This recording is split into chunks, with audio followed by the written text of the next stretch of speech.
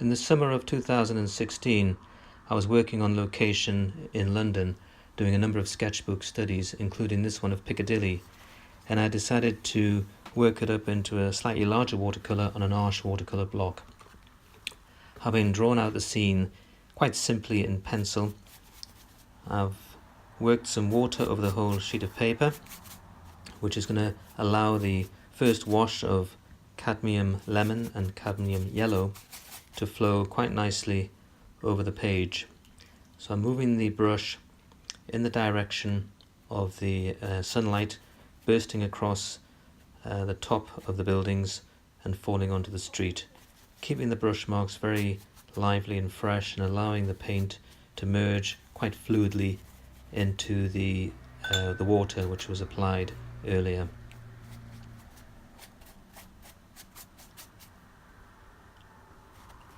And once that's dry, I'm repeating the process. This time I'm going to be adding a second colour, which is Rose Madder, which is a lovely gentle pink colour.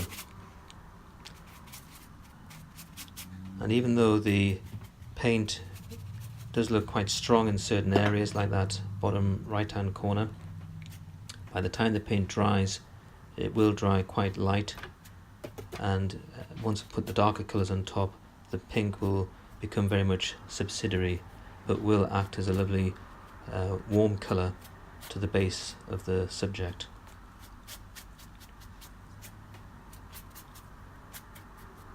The next colour is manganese blue, and this colour is what I'm going to be using for the buildings.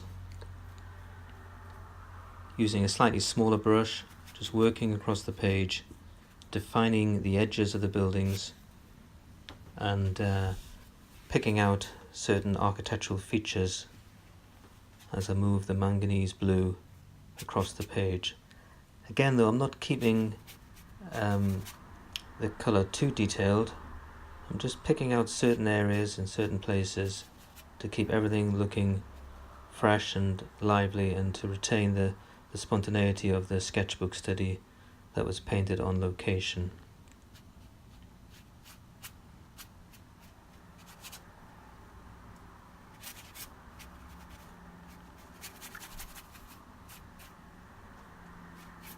So all that area there is shadow area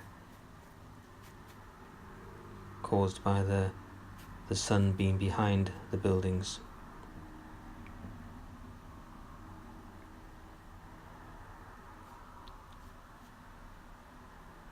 And when that dries, just so that I don't start messing up with my hand, I then start working on the left hand side of the buildings, and this time being a bit more careful, picking out some of the features like the windows and the shadow areas from different parts of the buildings. Using a smaller brush this time. It's a size 6 by Rosemary & Co, who makes some lovely paint brushes. Really good fun to paint with, especially when you start working on some of the detailed areas.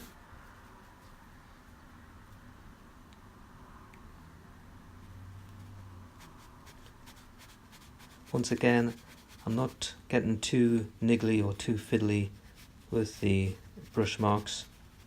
I really want the whole study to look very, very spontaneous and very, very fresh. I'm not looking for a photographic reproduction of the scene.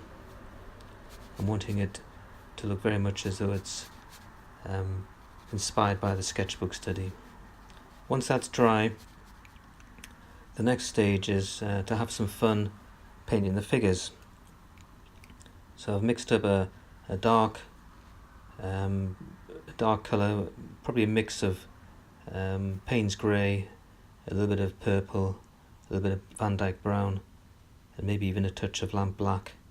And I'm using this colour to start defining some of the features of these figures, which are really going to bring the whole cityscape to life. And over the years I've developed quite a loose, fluid style of painting figures so that they don't look too statuesque. I'm using the texture of the paper to create some interesting edges to the shape of the figure, which helps to create movement.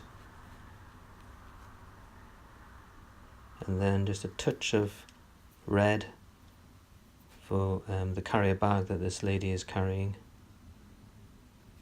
And these little touches of red bring a bit of sparkle to the overall painting.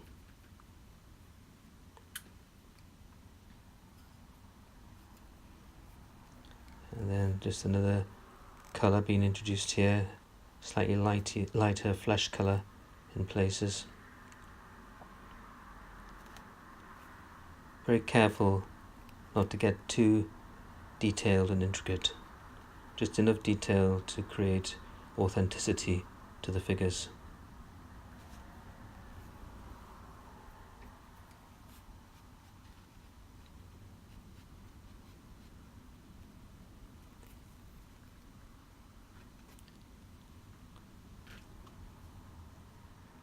Next figure, repeating the process, this time because the figure's got a white shirt on, but the shirt's in shadows, so you've got a bit of blue there. Then just skip over to the skirt, and then the handbag, dropping down her right shoulder. A few more fine lines to create interest, and then flesh colour now for the legs. Just keeping it lively and fresh. And the arms, and then you a couple little flicks for the strap on the bag will bring this figure to a little bit of a conclusion.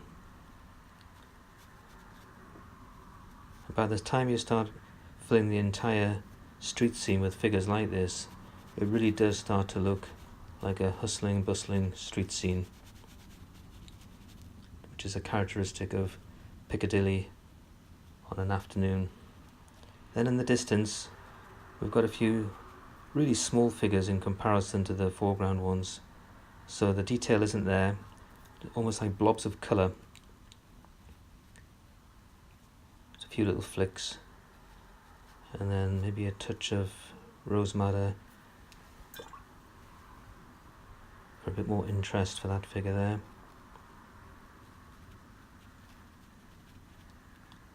I mean, these figures here are very, very small in comparison.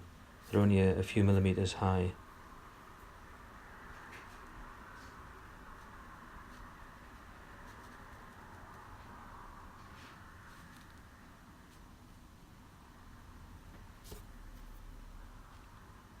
You'll notice that all the eye levels are the same.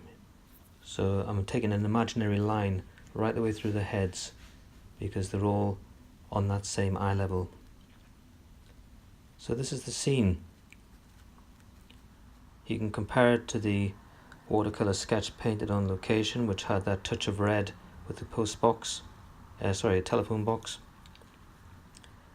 And then you got all these long shadows across the street, and then in the distant part of the street you've got more figures.